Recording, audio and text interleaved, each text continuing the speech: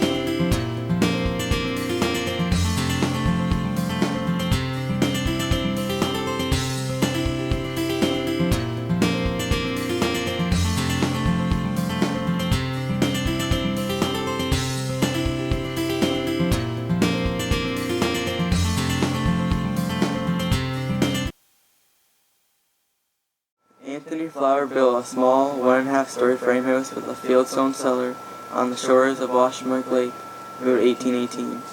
We understand this is a historical house restored by Queens County Heritage. Why do you feel that this was important to preserve this landmark? Well, it's important for quite a number of reasons, one being that it was built in 1818, which means it's one of the older structures in the community. The other thing, is that Anthony Flower, as we're beginning to understand now, is a really important artistic figure in Canada, not just in New Brunswick, not just in Cambridge Narrows, but for Canada, because we have very few examples, especially of portraits from that era. And this is pre-Confederation, much of his work. And another reason is that the nature of the work that he did a lot of portraits of very ordinary people, the kind of people you normally wouldn't see portraits of. And because there was no photography in his early career, we don't have pictures of people at all from that time, except what artists have done. And of course, artists didn't normally do ordinary folks, and he did, because that's what he had available to him here in this community. How did the project get started? Well, it started with a teenager, Eric Bond, who fell in love with the house, thought that it ought to be preserved, knew that it was slated to be torn down, and put pressure on his grandfather, who was the chairman of the board of Queens County Historical Society, to do something to save the house. And so as a result, the Queens County Historical Society approached the owners, and the building was donated to them. and eventually the money was raised to move the house onto another location. Land had to be bought and so on, and that's how it started, just with a teenager's dream. What's your connection with the landmark? Well, I have several. One is that I grew up near it, and I've been very familiar with that house almost all my life.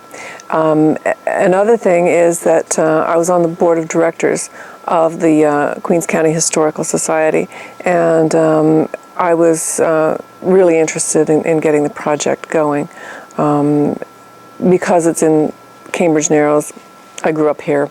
I'm interested in the development of the community. How many people lived in this historical home? I'm not entirely sure. There are records, there are people who know. I'm just not one of them. But there were quite a few. The house stayed in the family for many generations, and there were times when there were several generations of people living there at once. And there's a history of how the house was expanded to accommodate those people. So it's a considerable number of people, and almost entirely Anthony's descendants, Anthony and his wife and their descendants. When did you first hear about Anthony Flower? Oh, probably when I was 7 or 8 years old, because I used to go to the property. Actually, when I was a kid, we used to go there fishing, because there's a brook, Flowers Brook, that runs right beside the property, and we used to fish trout there. So I've known about the property and about Anthony Flower for a really long time. I didn't know he was an artist, though. When did the restoration of this landmark begin?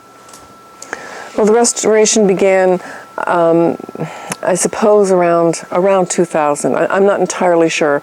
I wasn't here at the time, if you count when it was moved to the site that it's on now. How was the house changed in the past 190 plus years? Oh, it's changed a lot. It started out as kind of one room downstairs with a room above it. So 2-room house, one down, one up. And let me start again, because that's not quite true.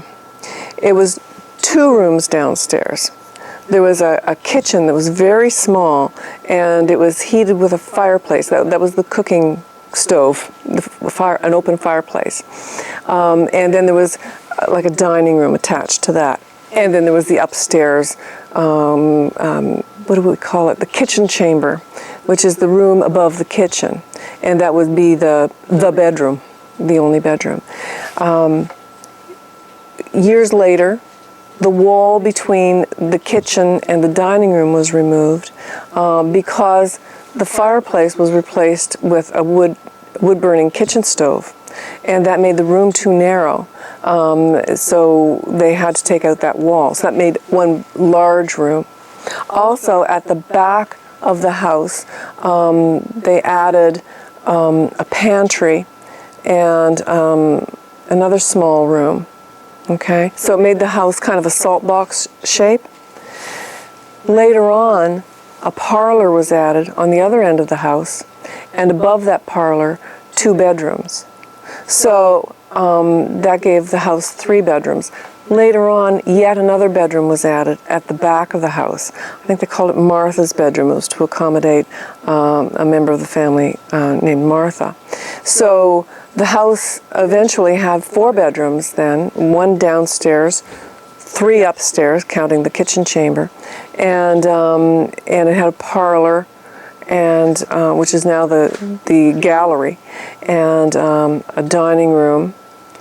The dining room and kitchen changed into one big room, a pantry, and a back entry. Oh, and I forgot, there's another little bedroom at the back of the house as well. So that's 5 bedrooms. So it's quite a sprawling place, although many of the rooms are very tiny, really tiny, much smaller than you would see in a modern house.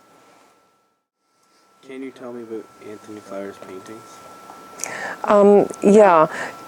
The Queens County Historical Society, as it was, and now it's Queens County Heritage, owns, I think, almost 30 of his paintings. And the New Brunswick Museum in St. John owns some, and there are some with the Beaverbrook Gallery, and there are many in private collections. Some of them were done from illustrations in newspapers. Newspapers in his day didn't have photographs. They had illustrations, that is, drawings that artists did for the newspaper.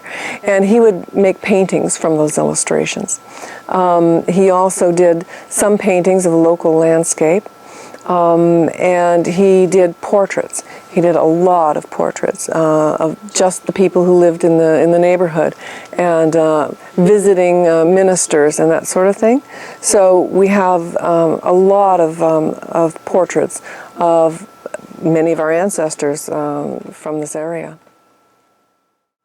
Did Anthony Flower sell any of his paintings? And if so, for how much? We don't really know. We don't have any records of him selling, and it's our feeling probably that any paintings that went from him to other people probably were given, but they are scattered about. Most of his paintings, though, were found in the house when it came time to sell the contents of the house. There was an auction, and that's when many of the paintings were discovered. Flower have any possessions that are still in the house? Yes. Well, there are objects in the house that were there when the house was emptied of its contents at the auction that I mentioned. It's hard to know exactly what may have belonged to him and what may not have, but there are things that appear to have been there from the beginning. Pretty much. There are things that relate to his artwork specifically, and other small objects. There are other objects as well that have come from various family homes in the community. The objective is to have most of the artifacts in the building come from the Washtenamoik area. How important is Anthony Flower to our history? Well, we're learning that Anthony Flower is a really important figure nationally, not just locally, but nationally, because we have so few pre-Confederation painters, so few examples of their work, and much of his work was done in the pre-Confederation era.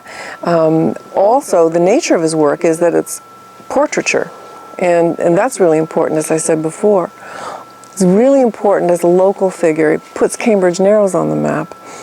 Cambridge Narrows is, a tiny, tiny village, and not very important in the grand scheme of things nationally. Hardly anybody's ever heard of it until now. Now people are discovering how important Anthony Flower is, and he's becoming a national figure among art lovers and history buffs and so on. And so we're getting visitors here as a result. How important is the Anthony Flower House to the community? Well, it's really important in a number of ways because, first of all, it lets us know a lot about our history, our own local history. But it's also a destination. Cultural tourism is very big now. People, believe it or not, actually go around spending their vacation time looking at galleries and museums. And the little gallery that we have in the house attracts art lovers and history buffs every summer. We have, a lot of activity in the community as a result of having that house here open as a museum. And it also has a gift shop. It provides employment for students in the summertime in the gift shop and in the house as tour guides. It just looks sharp sitting there on that hill, near the municipal building and with the Anglican church nearby. It's just a super looking spot. I think it contributes a great deal to the community, and especially to the village of Cambridge Narrows. Ms. Belyea, Cambridge Narrows Community School would like to thank you for sharing your knowledge about Anthony Flower. We appreciate your time you have shared with us. You're welcome. This concludes our interview with Susan Belyea. Thank you for the opportunity of Legacy of History Project.